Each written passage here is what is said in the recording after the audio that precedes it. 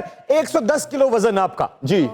और चादर देखे बगैर आपने सोच के पांव फैलाए और आपने ये सोचा कि मैं मॉडल बनूंगा। बिल्कुल।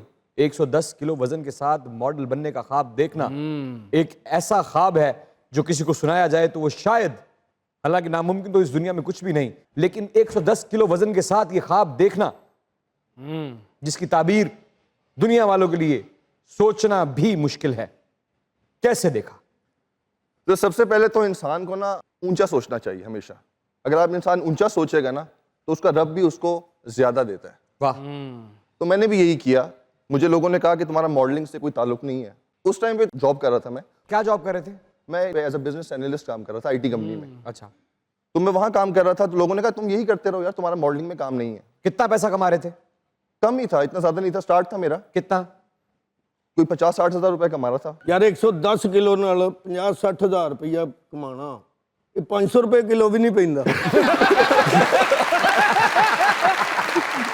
अच्छा, तो उस 110 केजी वजन के हमरा आप जाकर ऑडिशंस देते रहे? मैं ऑडिशंस देता रहा जब आप मॉडलिंग के। दाखिल होते थे किसी मॉडलिंग एजेंसी में उस वजन के साथ, तो क्या सुनने को मिलता था? मुझे 2-3 बार रिजेक्ट किया गया। मुझे याद है कि एक फैशन शो का ऑडिशन चल रहा था जो मैंने दिया, जिसपे मेरा बड़ा मजाक उड़ाया गया और मुझे रिजेक्ट कर दिया गया। क्या मजाक उड़ाया गया? कि वेट ज्यादा है, तुम्हें तो चलना भी नहीं आता, तुम्हारा क्या ताल्लुक है इस चीज फील्ड से, तुम जो काम कर रहे हो वो करते रहो। पेट शेट निकला हुआ था? पेट से निकला हुआ था, लेकिन हाइट की वजह से इतना पता नहीं चलता था, लेकिन मैं थोड़ा हेल्दी था। बाकी मॉडल्स थे बहुत फिट थे। तो लेकिन ये हुआ कि रिजेक्ट हो गया। मुझे एक स्टाइलिस्ट था, उसने देखा, उसने मुझे देखा, उसने कहा कि यार हमारा एक फैशन वीक आ रहा है, वही वाला जिसके लिए ऑडिशन देके आया था, तुम हमारे लिए वॉक कर सकते हो उसी वजन के साथ? उसी वजन के साथ। तो मैंने कहा यार मैं बिल्कुल कर सकता हूँ। जब मुझे पता चला कि वॉक क्या करनी है, कि वो एक हमारी मॉडल थी जो अभी दुनिया में नहीं रही, अल्लाह उनको जन्नत नसीब करे, तो उनके साथ एक डंडा पकड़ के चलना था, उनके ऊपर दुपट्टा था, उसके बाद डंडा पकड़ के चलना था। तो मैंने कहा यार मैं ये भी करूंगा, शौक था। तो डंडा थामा आपने? जी, डंडा था, वहां पे मैंने वॉक भी की। अच्छा। तो बैक स्टेज पे ये हुआ कि मुझे एक इंसान ने कहा कि कैसे कैसे लोगों को ले आते हैं मॉडलिंग में। उन्होंने आपके मुंह पे कहा कि कैसे कैसे? मेरे मुंह पे कहा कैसे कैसे लोगों को कैसे मॉडल लोगों बना को। के ले आते हैं? लेकिन अच्छी दिल चीज़- दिल की क्या सूरत हाल थी उस वक्त? दिल टूटा, लेकिन मुझ में इसी जुमले की वजह से हिम्मत आई। आई थिंक अगर वो इंसान मुझे ना कहता ना ये बात, उनको कुछ कहना चाहेंगे आज आप? मैं उनका शुक्रिया अदा करना चाहूंगा कि अगर वो मुझे ये बात ना कहते तो शायद मैं कभी अपना वजन कम ना करता। उनके कहने के बाद मैंने सोचा कि मैंने करके दिखाना है, और मैंने आई थिंक 3 महीने में 30 केजी कम किया था उसके बाद। अरे वाह, कैसे कैसे? बस वो एक सुई अटक गई थी। क्या 3 महीने में 30 किलो? किसी कसाई के पास गए थे आप? बस वो कसाई था, जिम का ट्रेनर था, और अच्छा। मैं था। तो बस ऑफिस से जैसे ही वापस आना, जिम जाना, और 4-4 घंटे वहां पे जिम करना, और वापस आके फिर वही था कि स्लीप साइकिल अपना सोना। और काश के वक्त में थोड़ा सा बदलाव आ जाए, लोगों की सोच जरा सी ट्रैक जिस पे वो दौड़ती जा रही है इंडस्ट्री की वो हट जाए, और जो लोग लीन नहीं है, पतले नहीं हैं, या थोड़े से हेल्दी हैं, उनकी भी इंडस्ट्री में जगह हो। खुदा करे कि ऐसा हो, उन्हें ऐसा से कम तरीका और मैं इसके बाद एक और शख्स का शुक्रिया अदा करना चाहूंगा जिसने आपको शेर सुनाया। नहीं नहीं नहीं, नहीं। जिसने मुझे इतना जबरदस्त इंट्रोड्यूस किया आज, वो इंसान मैंने कभी जिक्र नहीं किया।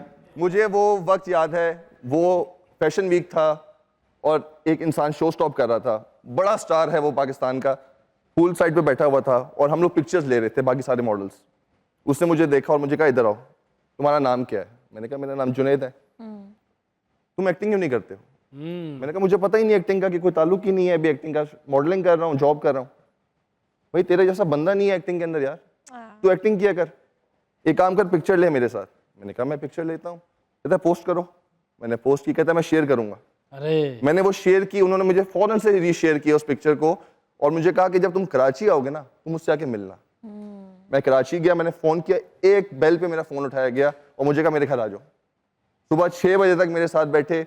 2-3 बार ऐसे हुआ कि जब भी मैंने फोन किया कहा घर आ जाओ। वो इंसान था इमरान अशरफ। और जब मुझे पहला ड्रामा मिला सिनफे आहन, मैंने पहला मैसेज इमरान भाई को किया था, अरे और मुझे इतना जबरदस्त आगे से जवाब मिला, इतने खुश हुए, इतनी दुआएं दी, और वो दिन आज का दिन मैं काम कर रहा हूँ। आप करते रहेंगे सर, आप करते रहेंगे। इतना खूबसूरत लड़का ऑस्ट्रेलिया में पढ़ता हो, वेस्टर्न दुनिया में, और बिल्कुल ही वो पाकिस्तानी सकाफत को मद्देनजर रखते हुए ईस्टर्न सोच के साथ घर वालों ने फोन किया कि हमने तुम्हारे लिए लड़की पसंद कर ली है, चुपचाप हाँ कह दी। जी। ये कैसे? क्या वहां कोई नहीं था जिसने अंग्रेजी में कहा कि don't go, please don't leave me alone? या किसी ने अंग्रेजी में बीच पे खड़े होके ये गाना नहीं गाया कि परदेसियों से ना अखियां लड़ाना? ਉੱਥੇ ਕਿਸੇ ਨੇ ਨਹੀਂ ਬੋਲ ਦਿੱਤੇ ਸੀ।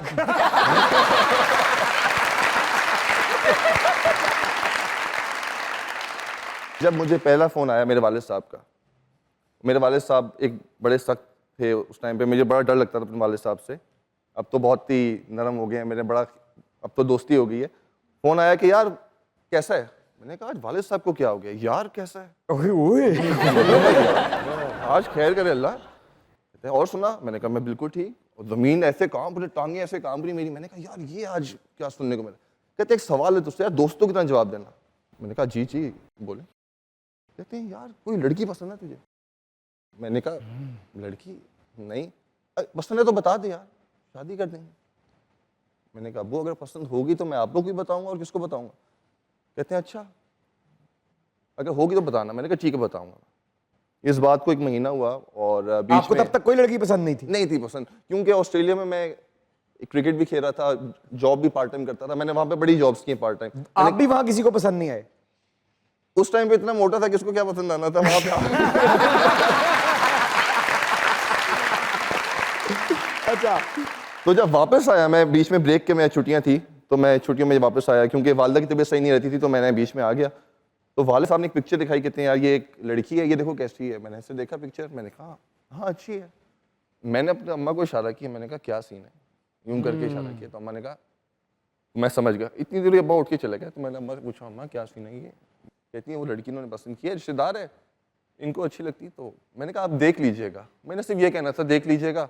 अब्बा ने फौरन देख लिया। अब्बा ने फौरन फ़ोन किया कि भाई हम तो रिश्ता के लेके आ रहे हैं। 1 हफ्ते के अंदर मुझे कहा कि पहले हम मंगनी करेंगे। मैंने कहा चलो ठीक है, आप लोग मंगनी बेहतर जानते हैं, समझते हैं आप लोग। मंगनी? हाँ।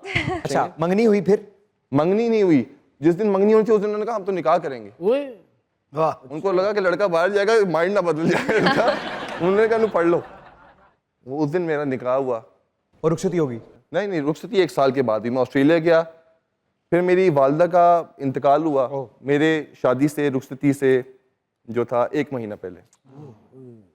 तो वो हुआ, तो मैं जब वापस आ गया पाकिस्तान छोड़ के, मेरा मास्टर्स कंप्लीट किया वहाँ पे, तो जब मैं छोड़ के वापस आया तो फिर मेरी रुखसती।